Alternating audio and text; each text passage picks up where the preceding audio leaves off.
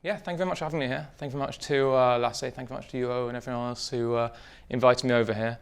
As I said, I want to talk today about the OWASP ASVS. I want to talk a little bit about what is it, and also want to talk about what's changed in the most recent version that was released this year. So a little bit about me first of all. My name is Josh Grossman. I'm based out of Israel. I work as an application security consultant and also lead the security services for a company called AppSec Labs. We're a boutique application security consultancy firm. So that means a lot of application penetration tests, application architecture reviews, various other application security related topics. I've worked for about 10 years now, IT risk, IT security, application security, and our clients are both based in Israel and also internationally as well, so quite a wide variety there. In my spare time, I on the chapter board for the OWASP Israel chapter, so we have meetups several times a year. We also have a yearly conference, the AppSec Israel conference. The exception was this year, where we had Global AppSec Tel Aviv, which was a global OWASP conference where we had people from all over the world coming to present, coming to hear the talks, and that went really, really well. And yeah, big chapter, and yeah, really interesting crowd of people, interesting country to work in cybersecurity. Like I said, I'm co-leader of the OWASP ASVS project. I've also been involved in the Proactive Controls project, and did some reviewing and some comments on the top 10, and also did some contributions to the Juice Shop project. So yeah, I keep pretty busy, I guess. So what is the ASVS? So the big thing about the ASVS is the S at the end, the standard. It's probably less well known than some of the more high profile projects like the top 10, but the big difference is that it's intended to be comprehensive.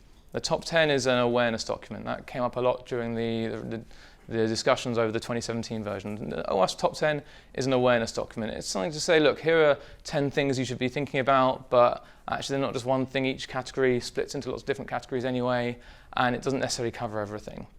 The idea behind the ASVS is that it should cover comprehensively what you need to do in order to secure an application. It's considered a set of leading practices. More than just leading, it's also trying to look forward as well. It tries to focus on, okay, what are the new options? What are the new controls? What are the new practices that are coming into play? So certain practices such as password rotation, we'll talk about later on. NIST have now said that password rotation is a bad idea and better to have longer passwords that users don't have to keep changing. So ASVS adopts controls like those, trying to look forward, trying to look at how we can proactively improve the situation. The idea being that this should remain valid, remain fresh until the next version in 2021 or 2022. And the big thing about it is that it's developed in the open. The version 4 of the standard was developed entirely in GitHub. All the reviews were done in GitHub. All the issues that were raised were done in GitHub. It meant anyone could come along and anyone with a GitHub account can contribute and say, okay, what about this? Or I wrote some better text for this requirement, can you put it in? And if we as leaders like the look of it, we'll bring it in. And it means that lots and lots of eyes are looking at the standard and lots of eyes are refining the standard. So, there are currently 5 project leaders, Andrew van der Stok, Daniel Cuthbert, Jim Manico, myself, and Mark Burnett. But like I said, there's a big group of people who were involved in reviewing, commenting, and providing their own particular expertise.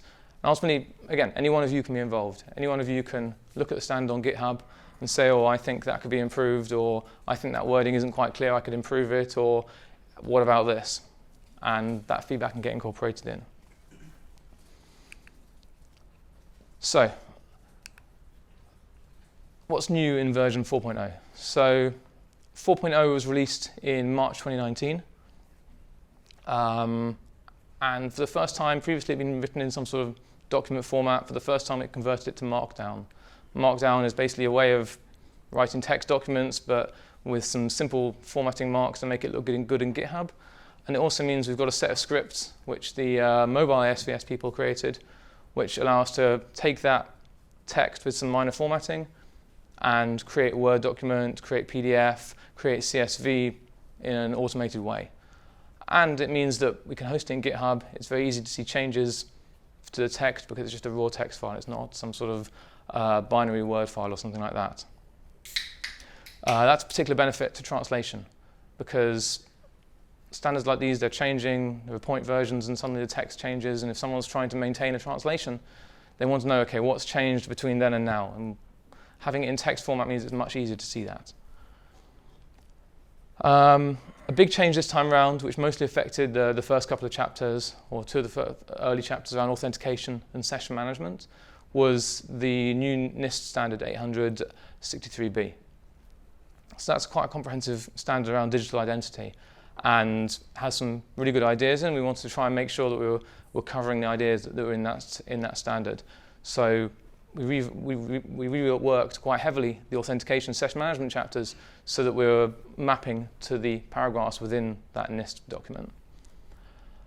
There's also IoT and mobile sections.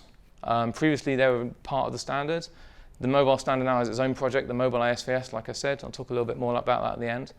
And the IoT at the moment is in as an appendix at the end of the document. The idea being that eventually the IoT security project within OWASP will create their own standard for IoT-specific requirements. So the new version is very much designed to address modern web applications, address APIs, consider applications with less servers or more servers and microservices, or even serverless architectures. Other issues such as DOM-based attacks, templating-based attacks. Again, we're trying to make it very much a looking forward standard, a standard that says, okay, what's going to be coming up over the next few years? How is this going to remain fresh over the next few years? In particular, historically, we've always talked about the client, we've talked about the server, and you can't validate at the client, you have to validate at the server. So we sort of eliminated that concept because nowadays we're seeing applications that aren't just one client, one server. It's a client and then maybe 10, 50, 100 different microservices in someone's architecture, and each microservice is doing something different. So we're trying to focus on a trusted layer. It may be that you have an application that has many microservices inside it, and each of those microservices may be in their own trust boundary. So you might want to validate one particular element of trust at one microservice, but a different element of trust, a different microservice. So instead of server side, we try and consider a trusted server layer without specifying exactly what that is. So CWE. CWE is a project from MITRE for common weakness enumeration. The idea being that it should be a list of all the possible security weaknesses that can exist in an application.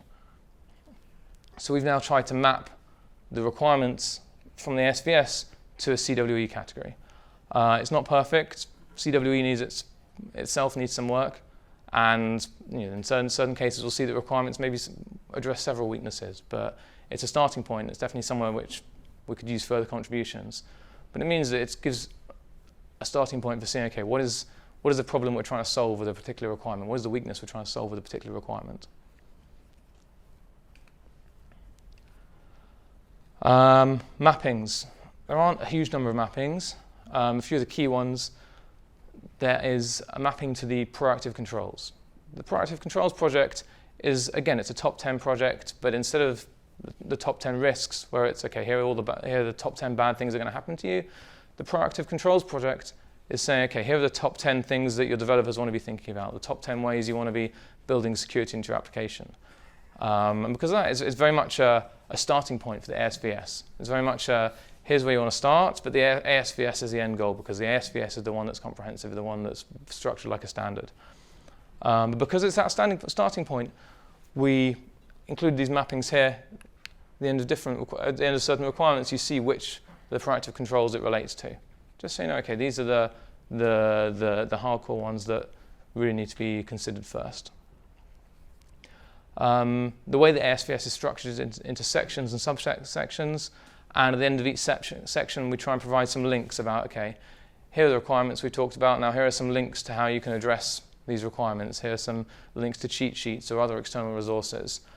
The guys at the cheat sheet project, the OWASP cheat sheet project went one further than that and they prepare their own mapping, which goes through section by section, subsection by subsection, and says, for the requirements in this subsection, here are the cheat sheet elements that are going to be useful for you. So that mapping lives within the OWASP cheat sheet mini site, and that's definitely really useful for resources. Okay, we want to satisfy this requirement, how are we going to do it? So in terms of what's changed, it's a big refresh. We had someone ask us, do you have a mapping between version 3 and version 4? And we had to say, not really. There's a lot of stuff that moved around, a lot of stuff that was renumbered. The way that we numbered sections went from being 1.1, 1.2, 1.10, 1.40 to 1.1.1, 1.1.2 to make it easier to consume, easier to understand the structure of the standard. Because of that, and the general moving around of requirements, we didn't prepare a mapping. So if you're used to using version 3, then moving to version 4 will require some work and will require some review. But hopefully the difficulty there is outweighed by the benefit of the fact that it's much easier to navigate the standard now. And again, we think that there's been a big increase in the quality of the requirements and the way the requirements are worded. In particular, deduplication. There were certain elements where we saw that certain requirements were coming up in one section and they were coming up again in a different section, but effectively they were the same requirement. We've tried to stamp that out just because it causes too much confusion. Is this the same? Is this different? Are we doing this right? We're not doing this right? And that means that the important takeaway is that every section within the ASVS is still relevant. So for example, there's a section about API security, and that contains some requirements that are very specific to APIs. If you're building an API, you still need to consider the other requirements in the other sections as well. Ultimately, each section is likely to be relevant. So the SVS has 3 levels. Level 1 is considered the minimum. This is the baseline for security. If you want to have an application which we consider to be secure, you need to be satisfying the requirements that are considered to be level 1 requirements. Again, the top 10, I don't know about anyone else, but I see all over the place people saying we comply with the OWASP top 10, we do testing according to the OWASP top 10, we detect the OWASP top 10. It's not good. It's not a comprehensive list. It's not comprehensive. It's not standard. We need to be moving away from that. And that's, again, the goal of the SVS being a standard is that we can say, look, these are what's required. These requirements are what's required in order to be secure. The other thing about level 1, and this caused a few arguments, was that we want to try and make level 1 entirely penetration testable. So if you're coming in as a penetration tester or you're bringing in penetration testers, they should be able to check all of the level 1 requirements without having to see source code, without having to start asking in-depth questions of developers, without having to receive very in-depth architecture diagrams. I don't think it's 100%, but it's pretty close. And that was done deliberately to try and, at the same time, on the one hand, make sure that we had a level we considered to be secure, and on the other hand, make it easier to achieve that level, easier to check that level. We had a lot of pushback saying, look, if we can't check this through penetration testing, then our client isn't going to let us check it, or we're not going to get buy-in from management to be able to check it. So where that's not 100%, where there are level 1 controls that can't be tested through penetration testing, those will be the controls where we say, look, we really need this in order to be secure. It's not something that we can give up on. It's not something that we can move out of level 1. But hopefully that should be a relatively small number of cases. On that subject, if you're a company and you're only doing penetration testing, or if you're penetration testers and you're only doing penetration testing, you definitely want to be moving away from that, trying to deliver some sort of hybrid review where you're getting access to source code, getting access to architecture, because it does give a much, much higher value test, but that's a different talk for a different day. I don't know if anyone has to deal with PCI DSS. My condolences if you do. PCI DSS, the payment card industry data security standard, deals with supposedly securing credit card data. Section 6.5 talks about application security. We try to make sure that if you comply with the ASVS level 1, you also comply with PCI DSS section 6.5. If I'm not mistaken, we actually had to bring back requirements that we felt were a bit outdated to make sure that was covered, such as buffer overflow, but they're all in there, and the idea is that if you're at level 1 on the ASVS, you should be covering those requirements as well. So what's gone? What's not there anymore?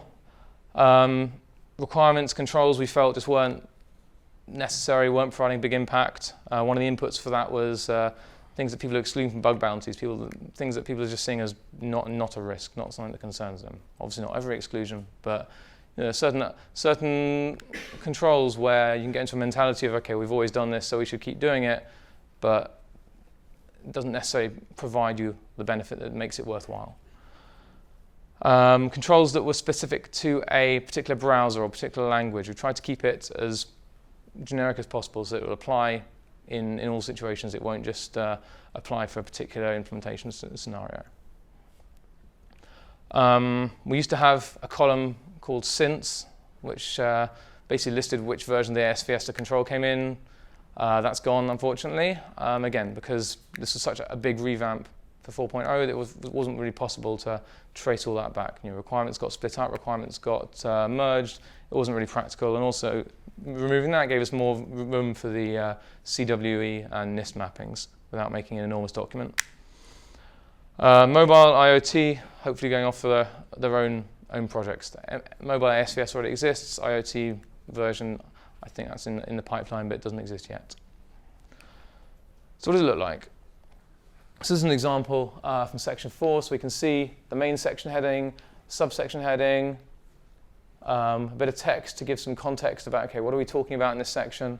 Like I said, numbering is now a bit more granular, 4.1.1, 4.1.2, and then, again, it makes it easier to find, okay, where's this requirement, where can I find it? We've tried to keep the descriptions as short as possible. That hasn't always worked out. But the idea is that requirement should be quite self-contained. It shouldn't be one paragraph in a requirement shouldn't contain 40 different controls that you have to try and implement somehow.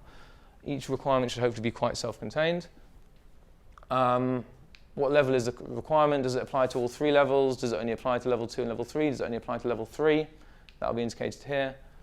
And then the CWE mapping that I talked about earlier. That CWE number will map to a particular weakness within the common weakness enumeration. And for some sections, there'll also be the NIST mapping here as well, of which section, which paragraph number in NIST the requirement applies to. All right, let's dive in. So I want to talk a little bit about each section and talk a little bit about what's changed. I probably should have taken out completely revamped that of every single slide in here, because I think I've already said that enough times. Again, this is a big change here. We sort of changed strategy for how this section appears. This section is sort of it sort of becomes a meta section because it's split into, first of all, things you want to do for a secure software development lifecycle, and then architecture, very sort of high-level considerations relevant to each subsequent section of the ASVS. So section 2 of the ASVS is authentication, and section 1.2 of architecture talks about sort of high-level architectural considerations for authentication. Now, the problem with a lot of the controls in this section is that they sort of assume that you are starting from nothing and you're starting from the very beginning, and that you're putting in the processes from the start. Obviously, most people aren't in that situation. Because of that, most of the controls in this section are considered 2 or 3. But remember, level 1 is only a minimum. Level 2 is still important. Is still considered the standard level, the level that we should aspire to be at if we're dealing with sensitive data. But yeah, because of those considerations, because of that, we're talking about architecture level things, because we're talking about things that it's implementing a process, tend not to be level 1. Okay, authentication, like I said. Big section, mostly because there's a lot of detail in that NIST standard about how you deal with different authentication scenarios, different multi-factor authentication scenarios. It also covers the full life cycle. Okay, here we start, we generate a credential, we use a credential, we protect a credential, we reset a credential, we retire a credential. So it's quite a big, beefy section. I said we mapped ourselves to the NIST standard. The only exception now, I think, is the password length. We're already taking some heat over this, where we said 12. NIST say 8 for password length for some reason. The difference in password brute force offline speed between 8 characters and 12 characters is huge. Right now, with today's hardware, 8 characters can be relatively trivially brute forced, even with a strong password storage algorithm. 12 characters just isn't feasible now or in the near future. Because of that, we went with 12, despite the fact that NIST is still on 8. Again, trying to look forwards, trying to say, okay, how is this going to stay relevant over the near future? Another interesting element, credential stuffing. This is something that I think traditional penetration testing, traditional security reviews haven't necessarily thought about. Credential stuffing is when, instead of a very simple password brute force, here's a username, I'm going to throw every password I can think of, credential stuffing reuses valid username password combinations from previous breaches in the application that the attackers are targeting. So they know that this combination was probably valid for one application. Now they see whether that combination works for your application as well. Ultimately, people tend to reuse passwords a lot, which is why the attack is so effective. So there are specific requirements to consider how to prevent that, and that's certainly something that's important to consider, because I don't know about anyone else, but I don't imagine that there are many penetration testing reports that you're getting where you're seeing that's coming up on. There's also consideration of FIDO, modern passwordless authentication standards. Again, it's a big section covering lots of different authentication topics. So we talked about credential stuffing. I apologize in advance for the length of this requirement, but I think it is relatively self-contained. It just got bigger. It started off saying that some sort of external mechanism should be used, such as breach status, and someone sent back and said, "Oh, that's quite complicated. Can we have something easier?" So we said, look, the important thing is that you're trying to stop users using weak passwords. So the basic minimum you can compare to a known list of weak passwords, the latest 1,000 weak passwords, the latest 10,000 weak passwords. But if you want to do something a little bit more clever, a little bit more sophisticated, you can use a service like Have I Been Pwned from Troy Hunt. He offers an API where you can send a partial password and find out whether that password has been included in a data breach. And then you can tell the user, look, this password has been used in a data breach, you probably shouldn't use this password again. But yeah, if that's too complicated, at the basic level, at least check it against some sort of weak password list to try and try and avoid this credential stuffing attack, because weak passwords are being used, and it's a very effective way that attackers can gain access to other applications that themselves haven't been breached.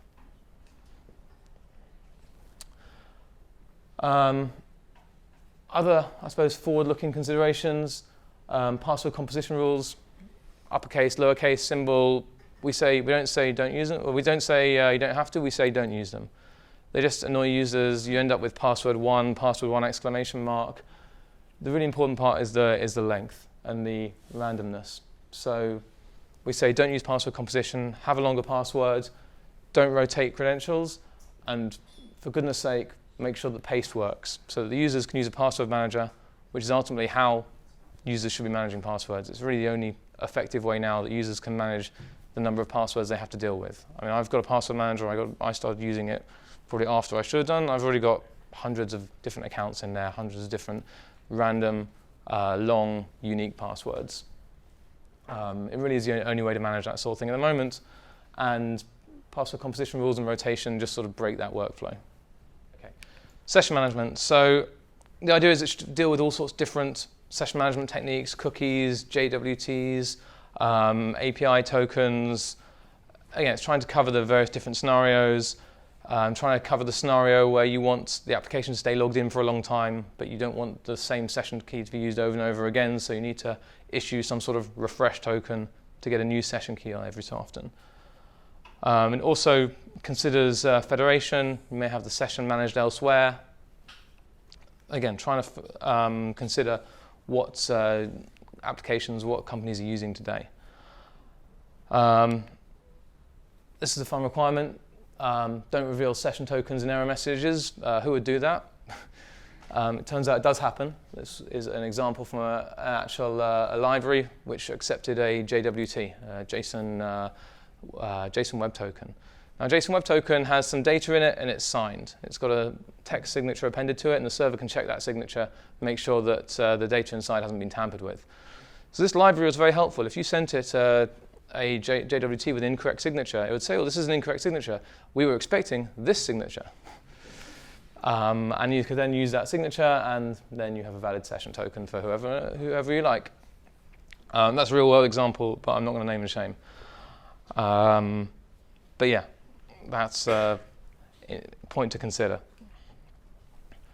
Other interesting elements. So who's heard of the secure attribute on cookies? Put your hands up if you've heard of the secure attributes. Keep your hands up if you've heard of HTTP only. Keep your hands up if you've heard of same sites. And keep your hands up if you've heard of the host prefix. Okay, a few people. I had to look this one up at the beginning.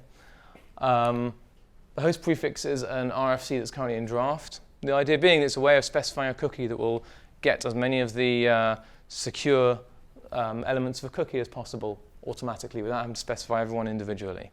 So this RFC is still in draft, but it's something we want to specify because right now it doesn't hurt anything, and hopefully browsers will start to support this and therefore add extra cookie security. Ultimately, cookies can be very, very, very dangerous if misused because of the way they work. So anything we can do to try and counteract that is definitely a benefit. But again, another example of trying to create something forward-looking. Access control, pretty self-explanatory. Like I say, we're trying not to consider server-side, trying to consider trusted service layer. Thinking about different microservices, let's try and make sure we're doing the authorization check, we're doing the validation check at the microservice where it's relevant. That might be the first server, that might be the third service down. But again, trying to make sure we're not using terms that just aren't necessarily relevant anymore.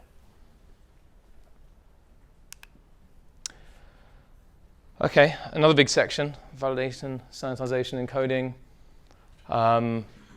Luckily now that we've been able to divide it into subsections, it gets a little bit easier to digest because obviously there's a lot going on there.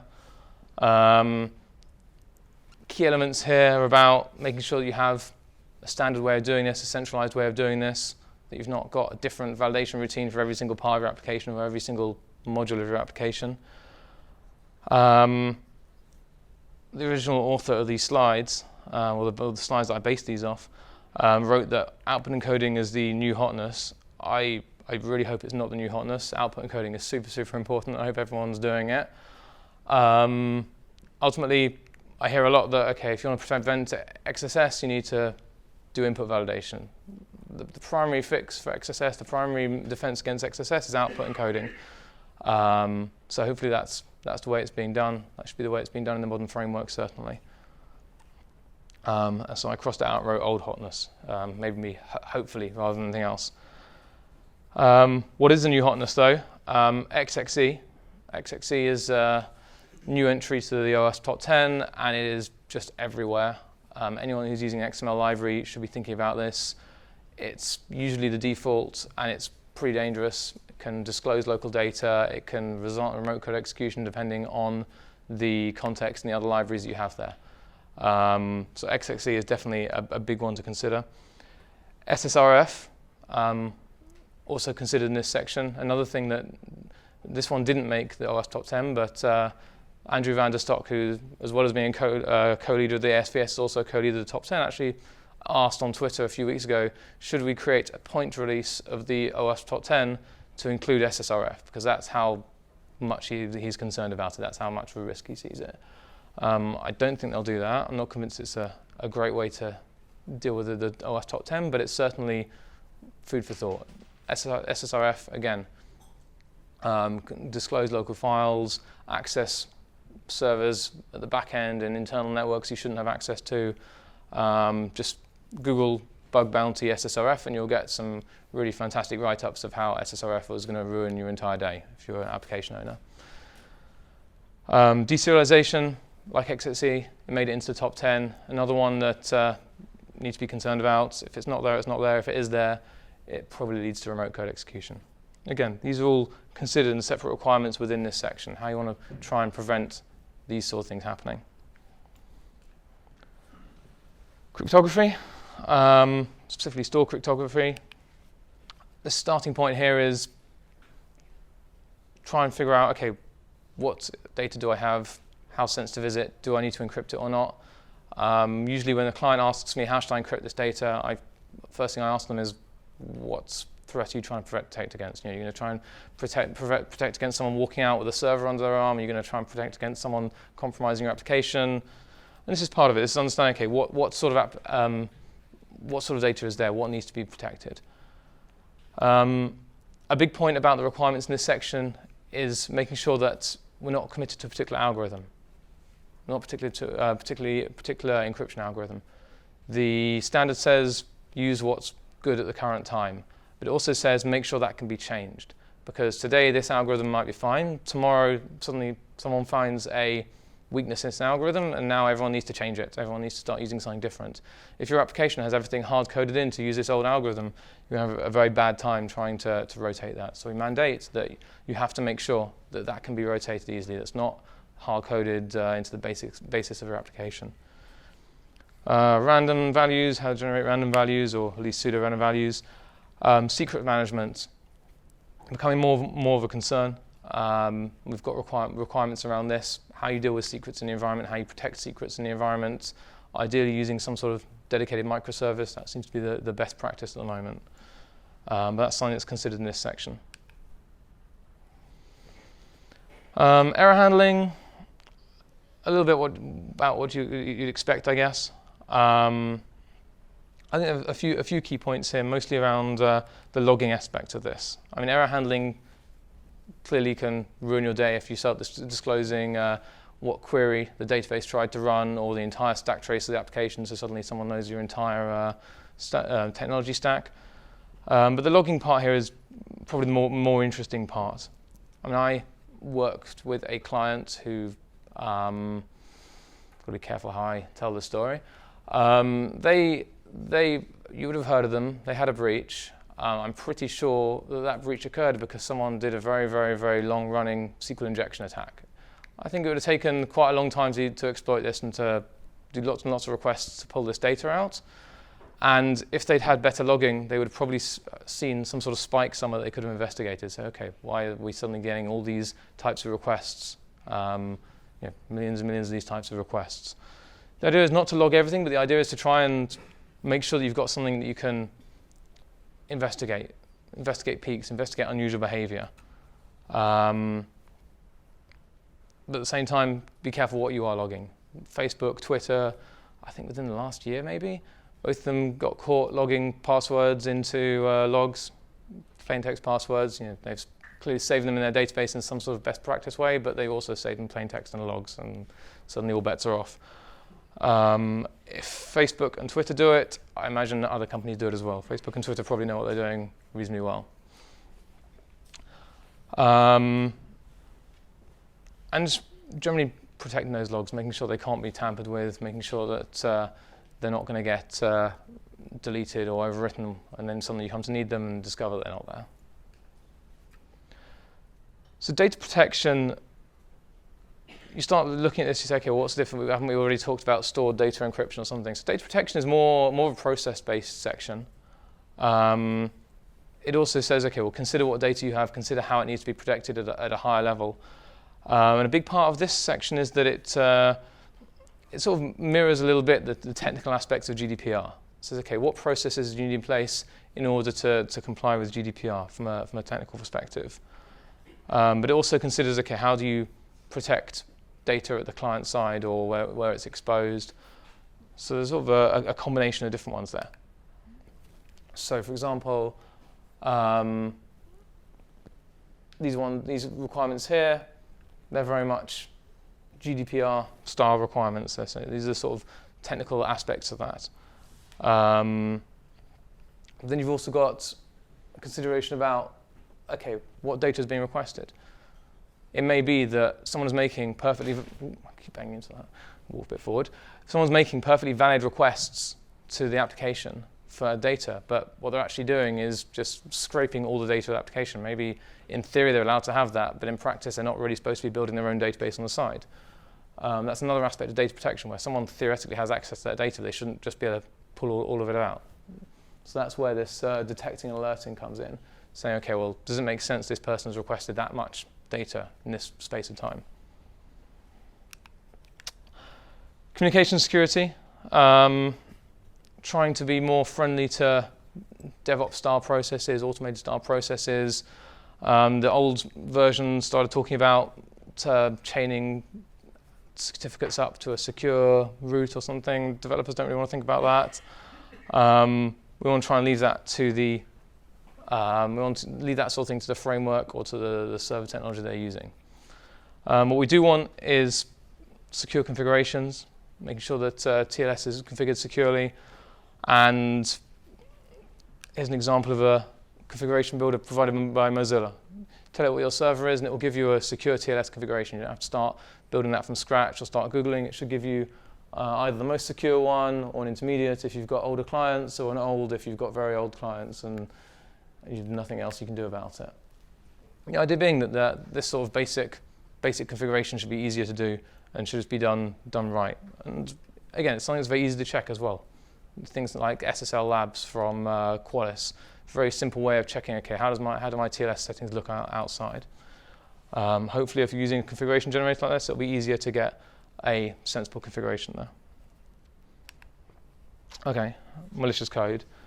I don't think the image is that so related to malicious code. I just like this picture.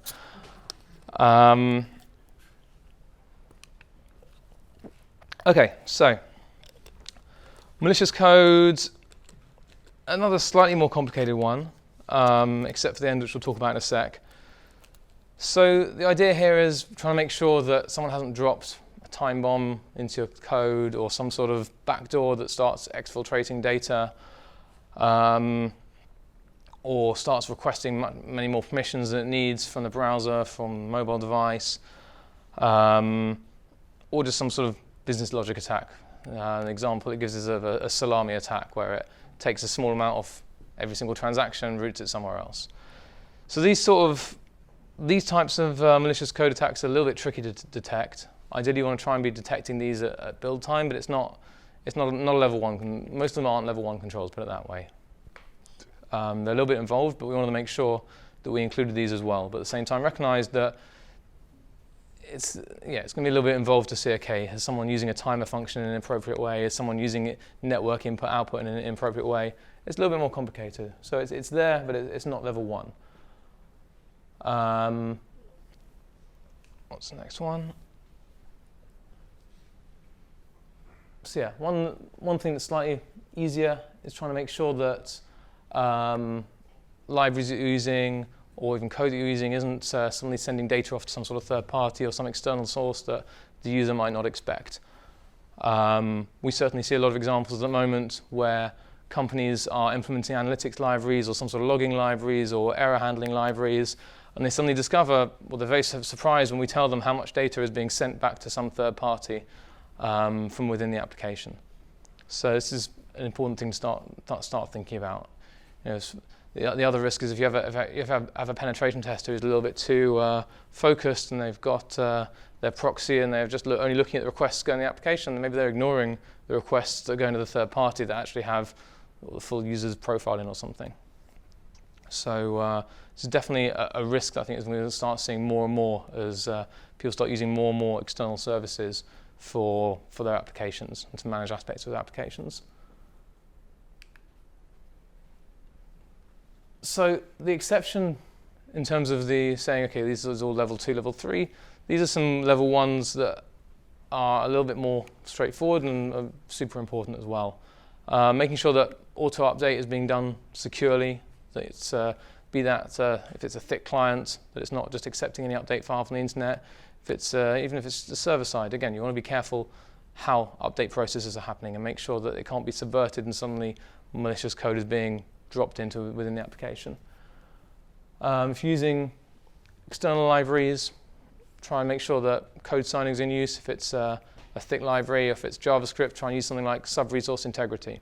Sub-resource integrity is a great mechanism that will say, okay, here is the hash of the JavaScript that you're bringing in, and if that JavaScript suddenly changes, it will, the browser will say, no, I'm not going to execute that. So that's trying to prevent against an example where, say, a third-party provider of JavaScript or even your own JavaScript repository gets breached, someone sticks a crypto miner in there, someone sticks some malicious code to start sending your user data somewhere else. So even if that JavaScript library has been changed, because the sub-resource integrity is enforced within the page itself, hopefully the browser will detect that and it won't execute the JavaScript. Subdomain takeovers, another bug bounty favorite, where you're using some sort of subdomain from a cloud provider, you drop that into your application somewhere, then you stop using that subdomain, and someone else takes that subdomain over, and suddenly they've got control of that subdomain, and your application is sending requests to it. What's your application doing with that subdomain? Maybe it's pulling data down, maybe it's pulling updates down, who knows? But it's something to be aware of. Make sure that if you are hard coding that information, and you've got a life cycle process to make sure that you're not going to lose control of that subdomain. Business logic. So there are a few aspects to this. Is your application being used as if it's being used by a human, or is it being used like it's being used by a bot? Are steps happening in the correct order? Is the flow right? Is the person going to step 1 and going to step 2? Are they trying to jump straight to step 3? You want to make sure they can't do that. You also want to make sure that a bot can't just use your service over and over again. Most likely you don't want that to be happening. You don't want a bot to be registering loads of accounts or pulling data out really, really fast. It's one of those things where you need to think about, okay, how could this be misused? How could this functionality be misused? It's an area that's very difficult to deal with using automated tools in terms of, okay, how can this business logic be subverted? How can someone use this in an incorrect way? We'll talk about monitoring alerting in a sec. Yeah, so the nice thing about being the application developer and being at that level where you control the code and you control the logic is you have a pretty good idea of what makes sense and what doesn't make sense. What actions are normal for a user and what actions are abnormal for a user. That means that if you start looking at correlating those events, you can say, well, it makes absolutely no sense that someone would do that. It makes absolutely no sense that someone would enter that value into that field. Suddenly you might get a relatively high signal alert or high fidelity alert that something bad is happening in the application. Someone is messing with your application, or someone has found some way to subvert the application. And that's the sort of thing that a generic security tool may not find, because it doesn't know how your application works. It doesn't know what the expected logic is. So that's something to think about. I think my favorite business logic flow bug was in a payments app that we tested, where it was not a great design in the first place. The way this payment apps worked was you enter in your mobile phone number, it would send you a multi-factor, a one-time code to your SMS, and then you'd enter in that one-time code, and it would let you use this payments application. And that was the authentication process. I'm not going to break down all the problems in that, but I will say that the ASVS doesn't say don't use SMS, but it does say try not to. SMS is not a secure way of transmitting data. It's not a secure mechanism to rely on. Was it this week, was it last week that the CEO of Twitter got his account breached through SMS, through his phone number being I think they ported his phone number or something and started sending tweets through his account. The ASVS says move away from that, offer more secure multi-factor authentication options first. Anyway, this application hadn't listened to us, and so we're testing this application. So the flow, we send a phone number, we receive back message saying, okay, now you need to enter in one-time code, get the one-time code to the phone, enter in the one-time code, send it to the server says, yeah, that's fine, go on, carry out to the mobile app, carry on working. So we said, okay, well, what happens if we mess with that process? So we put in our victim's mobile phone number, and we sent it to the application. The application said, okay, enter in one-time code. So we're assuming we don't have access to the victim's phone, we don't have access to SMS. So we sent in any old nonsense one-time code, sent to the server. Obviously the server came back, said, no, that's not right. But before that response came back to the mobile application, we changed it to say, actually, that is right. So the mobile application saw a response from the server saying, yeah, that one-time code is right. And the mobile application opens up and starts pulling account details down. Because the APIs haven't checked whether the one-time code is entered correctly, it just supplies all the account details for that phone number without verifying the one-time code. So we have completely bypassed that mechanism. Again, they weren't checking the flow. They hadn't checked that the one-time code process had been successfully completed before they allowed you to start pulling account details down. Files and resources. Again, pretty much what you'd expect in terms of file upload, file download, making sure you can't drop web shells on the application.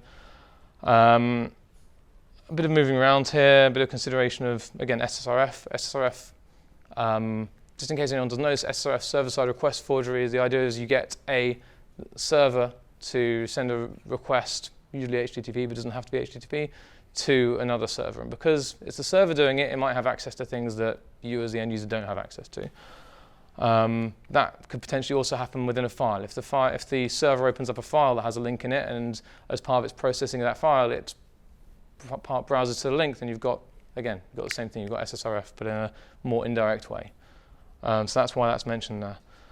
I suppose the interesting thing to consider about this part is that we traditionally think about file upload, big files, too many files, and we say, oh, you could fill up the server, you could fill up the disk.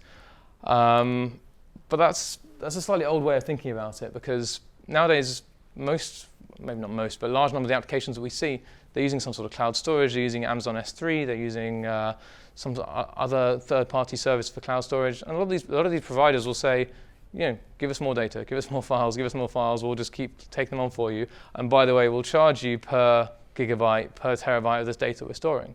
So if someone discovers, I can just keep uploading 1 gigabyte files to this server all day, and they start filling up your cloud storage space, you won't notice because it will just get bigger. It won't break the application, but suddenly you get a bill at the end of the month that says, oh, by the way, you've got 2 terabytes of data with us. Here's your telephone number style bill. So denial of service generally considered bad, but running up a very huge cache bill, probably even worse. So something to think about with modern applications. API security, like I say, it has some specifics that are relevant for APIs, but again, it's not just this for APIs, it's the other sections as well. Schema validation, you'd be surprised how many API security products, API gateways don't actually support schema validation. I had one vendor who said, I said, okay, can you do JSON schema validation? They're like, not exactly, but if you download this third-party code from GitHub and put it into our appliance, I was like, you want me to do what now? I was like, are you going to support this? Like, oh, no, it's a third party. Like, well, what happens if that third party goes away? What happens if that third party suddenly puts malware into there? What are you going to do about it? That was their solution for validating JSON files. But it's an important control. If you know what objects you're expecting, you can validate those objects. You can avoid a lot of headache. GraphQL, something quite new, relatively new. Starting to see more of it. There are a couple of requirements related to that. I imagine those requirements are going to expand as we see more attacks or more issues with implementations. So that's an interesting aspect there. Okay, so these are the validation, and that is a GraphQL. All right. All right, configuration.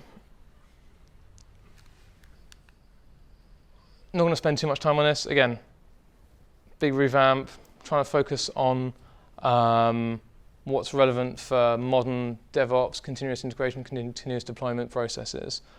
Interesting aspects here, dependency checking, some way of checking where are these dependencies coming from, are they trusted, do you know what dependencies you're using, do you know what third parties you're using. And here at level 2, we also have a automated, repeatable deployment process. I mean, it doesn't really sound like something that's directly related to application security, but it's just an important way of knowing that you've got a way of deploying your application automatically, you've got a way of deploying an update, you've got a way of deploying a clean version if something happens to the original. Okay, I want to quickly talk about the mobile ASVS. I'm not going to go into too much detail. It's done by the OWASP Mobile Security Project. It's a really nice piece of work. It focuses on the mobile aspect. So it focuses on what goes on the client side of the mobile. It focuses on some of the transport aspects of mobile. But for the server side aspects, that comes back to the main ASVS because that's applicable either way. So that's sort of the demarcation. That's the split between the two. It's a very similar structure in terms of sections and subsections and requirements, even though it's a different team. One nice thing that they've done that maybe we could aspire to one day is that the MASVS has a very close mapping to the mobile security testing guide.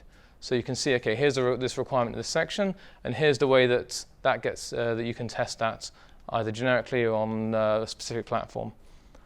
And it is designed to be platform independent, so either it will provide specific requirements for a platform, for iOS and Android, or it will provide a generic requirement. If you're using Windows Phone, I think you're out of luck for a number of reasons. But that's a really great project. I know if anyone here is going to be at Global AppSec Amsterdam at the end of the month, I'm pretty sure the guys from that project will be there. Definitely go say hi to them because it's a really nice piece of work. So, how do you use it? All sorts of different ways you can use it. I'm not going to go into each one individually, but the idea is that it provides this standard, it provides this framework that you can apply in lots of different situations. You can apply it in order to assess an application. You can apply it in order to give your developers guidelines on, here's what you should be thinking about. You can apply it when you have third parties coming to you and say, okay, or when you're about to buy a platform or use a platform, buy a software tool from a third party, and you're asking them, okay, well, how do we know that you're not introducing vulnerabilities into our system, into our application, through your application? You can say, okay, well, do you follow these standards? So lots of different ways it can be used. But the idea is that it provides a comprehensive picture. Okay, how do we secure an application? One thing I would say is that you're probably going to want to tweak it to your own use case. There might be requirements in there that are less useful to you, more important to you. If you do make any good changes, please try and make sure you feed those back into the upstream through GitHub, because we'd love to have them integrated into the main version as well if you think it's something that will benefit everyone else. Like I say, level 1 is the basic level. Level 2 is what most applications that have any sort of sensitive data should be aspiring to. Level 3 is more sensitive data, things that are going to ruin lots of people's days if that data gets disclosed. So that's available now. It's available on GitHub. Things that we're interested in, translations, if you think it'd be useful and you want to contribute, like I say, with the new Markdown approach that can be compared, here's what's changed, translation gets a lot easier. If you've got an example of a good way that you use the ASVS, we're definitely interested in seeing case studies about that. We can then build into the standard documentation. And again, issues, pull requests in GitHub, very, very, very welcome. There is a few open at the moment that I haven't had time to get to, but we're definitely going to get to them in the near future and start pushing towards a new updated release. Probably a 4.1 release, I would have thought. It's hopefully in the next half a year or something. So like I say, it's available. You can get through directly from the OWASP wiki. Maybe the best place is GitHub. GitHub also has a bleeding edge version, which is the changes that we're incorporating as we go along for a new release, but there's also a branch in GitHub that's fixed at the 4.0.1 version so that you make sure you're working from a consistent version. This presentation, or rather I tweaked this presentation a bit, but the base version is also in that GitHub. Thank you to Andrew van der Stok who prepared it in the first place. So if you want to talk about it to people in your organization, then you've got that basis as well. So I hope that was a useful overview. If you've got questions, feel free to come and talk to me during the break. Feel free to open them as issues. And yeah, hope everyone finds this useful and finds a way of applying the standard in their work. So thank you very much.